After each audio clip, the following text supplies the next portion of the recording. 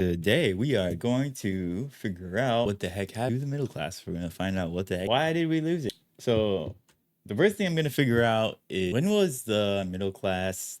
When did they have the most like purchasing power? And by purchasing power, well, I guess we can look at Reddit first. Oh man, Reddit. This guy's trying to figure it out for us. Did people have more purchasing power 60 years ago than today? From deleted.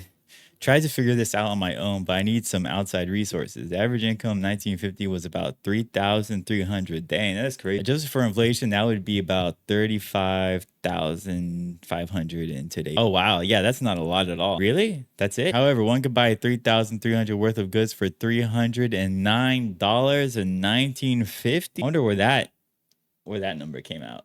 What the heck is that? Some quick math and the purchase power hovers at around 35K. This doesn't sound right at all. That's like half of the average income today. But people were buying houses at 19 and supporting entire family. What is he missing? Because I don't see where the math is weird. Basically, for $309, you can get way more stuff. So it doesn't matter if your income is way lower if everything else is super cheap. What is confusing about that? The average house cost in 1950 was 7,300 at 275 a month. For salary, they wouldn't go over 20% income. So they're paying or like at most 20% of their income on their housing, which means $55 a month for mortgage.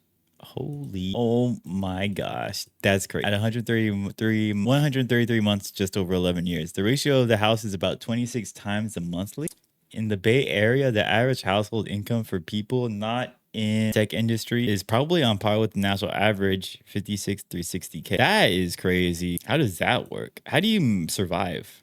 Unless, I mean, this is totally doable if you own a house already and you bought and it's already paid for in the Bay Area. But if you don't own a house and you have to see, like, the problem is like the reason why you have to pay like tech people, like you're paying them at least $100,000 a year, and usually it's around more like 150,000 in the Bay Area. And the reason they have to pay so much money to hire engineers is because engineers have to come to the Bay Area and rent a place to live in, and the rent is like super high, like way high. But the houses are on average 2 million. That's a ratio of 428 times the income. Let's be more generous with the income for this area though and look at some tech salaries on average. It's 120 to 150K a year, so that's still about 180 times the salary.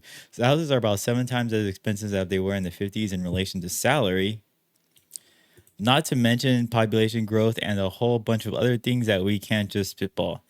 It's a very complicated issue, but I think we can kind of eyeball the problem and say reasonably that the housing market is out of hand. This is the average plucked from the Bay Area. Atlanta, however, might be less. The ratio is 5,600 to 350,000. So it's about 60 times a month, 60 times a monthly salary, 65 times. That's still 3 times expensive as the 50s. I think I'm going to do a web project with this research. Thanks for the idea, man. That would be cool. That would be. Bay Area is a representative sample of absolutely nothing. It is its own world. You might as well have picked housing prices in Russia to make your comparison. I don't know, man. I think that was true maybe a while ago, but now this is not true anymore. I think everywhere in California is around is super. And there might be like 10-20% difference.